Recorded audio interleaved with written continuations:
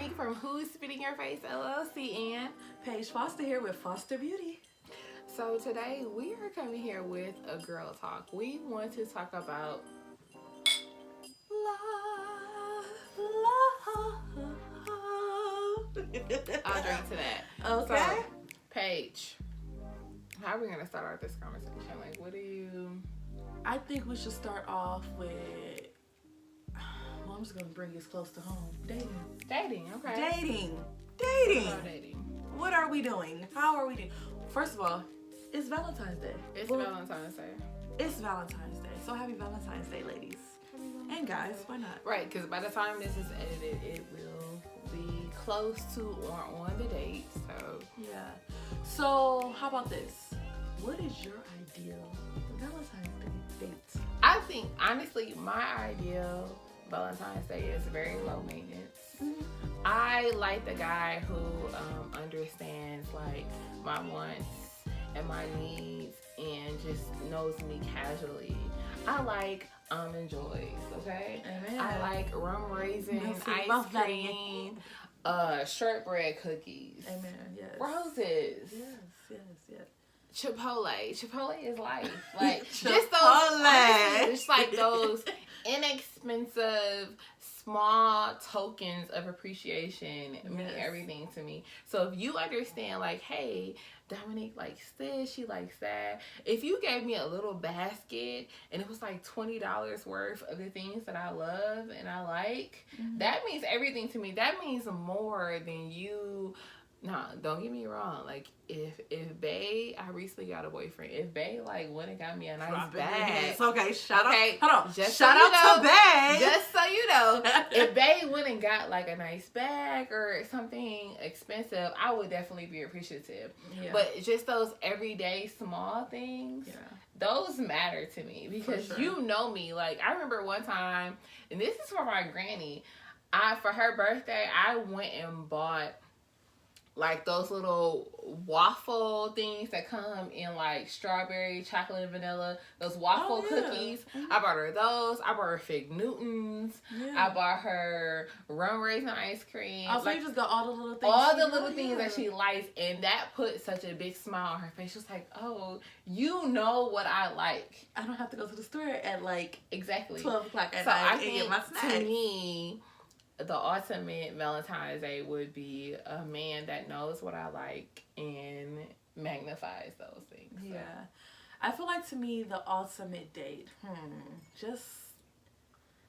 I mean, I could definitely piggyback off of that, just giving me everything that I really, really like and enjoy.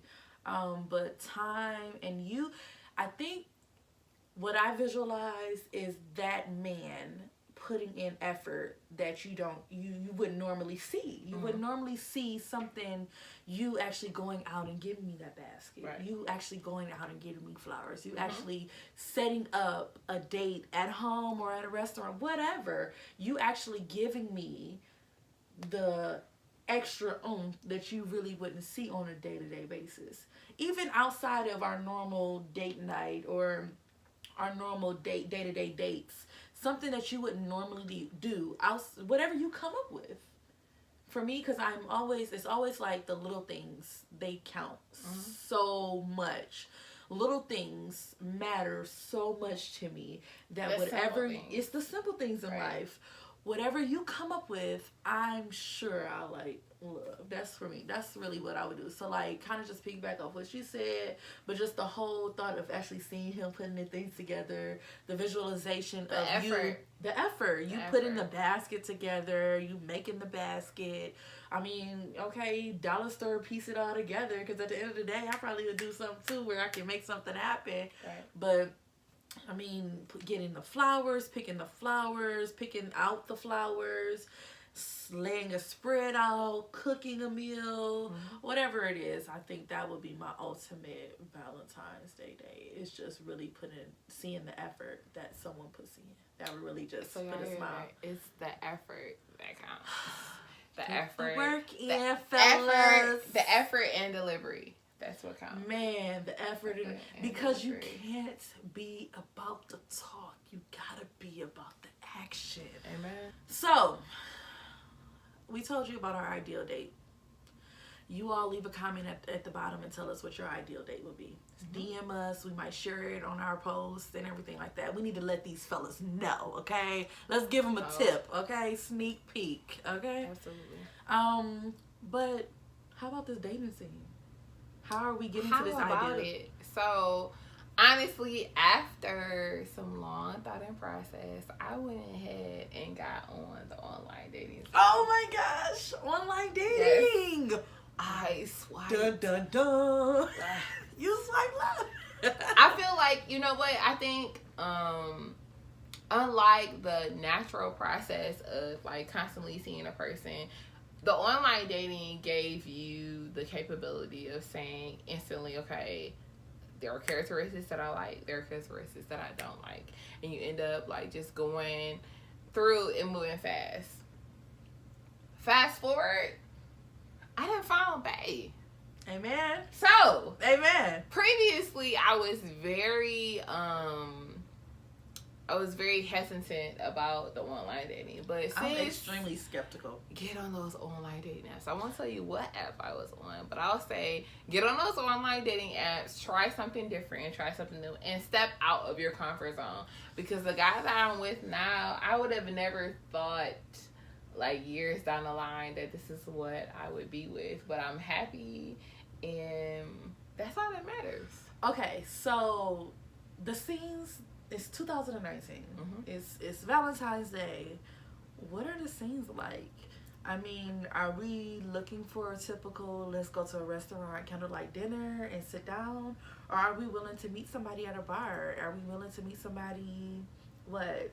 I think it's your level of comfort. Because like Paige, you are very spontaneous. I am, yes. You're very outgoing. So I feel like anytime we've ever gone out, Paige has always like got the dudes. Like she has drawn the guys to us. So I just feel like if you have that personality, you can go anywhere. You can be at a damn baseball game and end up having a round of drinks. You know what I'm saying? Or end up hanging out afterwards at the spot, like food, drinks, whatever. Not that we're foodies, but we're just saying. But whatever the case is, I feel like if you have that spontaneous personality, you can venture out and do different things, and that makes it exciting for you and for the people you're with. Me, I'm a little bit more reserved. Like I am more flamboyant with like my outfit, my makeup, but really I'm kind of like the type of person that like stands off. Like I'm gonna be cute, but I'm gonna stand off to the side and I'm gonna wait for the guy to spark that conversation. Even if I'm feeling a guy, like I will see a guy, he's fine as hell. I'm like, damn, I like them shoes, I like your watch. There's just certain things about guys that like stick out to me. In the summertime, we're like, oh, I like your ankles. Like, praise God. It's ankles. Your ankles. Get your ankles they're not ashy. They're defined. You don't have water legs. You look cute. So there are just certain things that I just like about guys. Yes. There are certain things that I like about guys. Or like just the fact that you're crispy. Like you got on just Levi's and a white tee. But you crispy as hell. You got a fresh cut. For sure. You know what I'm saying? It's just certain things about guys that stick out to you. So for just me, clean cut. Just my way of like trying to start the conversation, I'll like throw in a small comment like, oh, I like them shoes.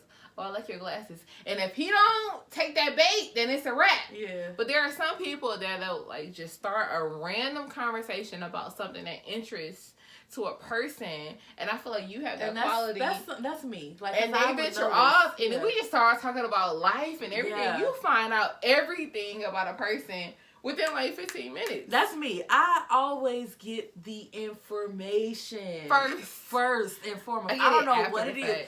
And then I think it's part of my personality and my aura that people are drawn to me and feel open and secure to tell me a lot of different things. Absolutely. But to be honest, I can't hold a conversation if your teeth messed up and your nails ain't clean, because I can't see this going nowhere. Okay, right. I can't see, because why would I want you to touch me if your fingers ain't clean? You don't even want to wash your hands, big fella. What's up? You know.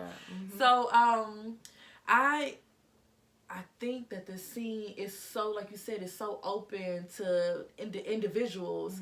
And by it being 2019, it's so much that we can do nowadays. They have combinations of bowling, golf. I mean, you know, virtual golfing.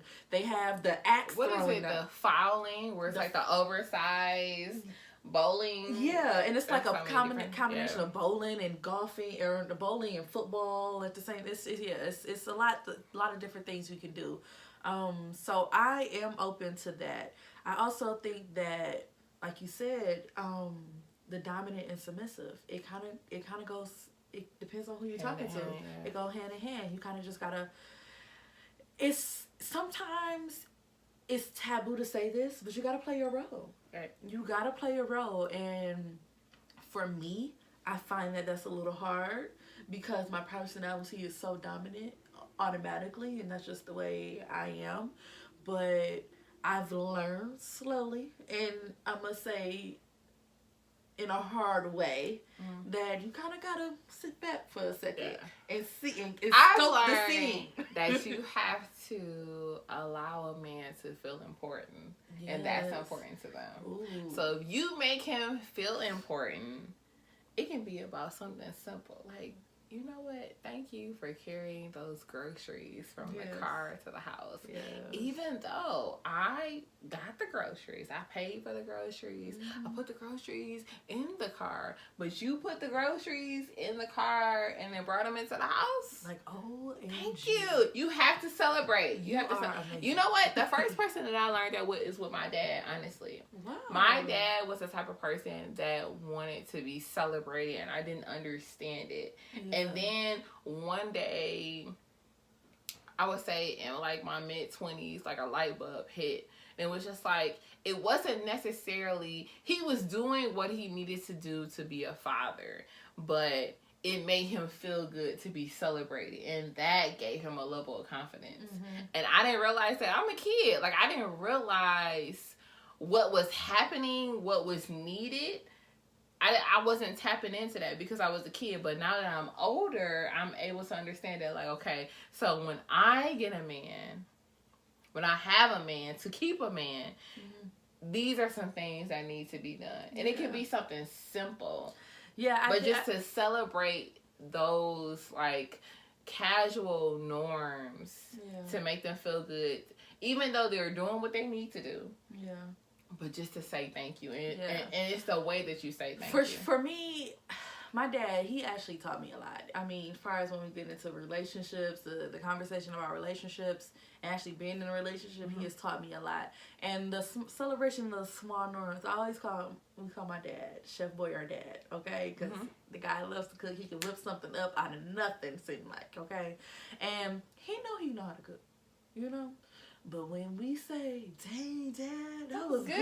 He be like, what? You don't even know how I do it. Like, you know. Right. And I know you know that was good, Dad. I know you know. So shout out to my daddy, okay? Okay. First love. Shout out to my daddy.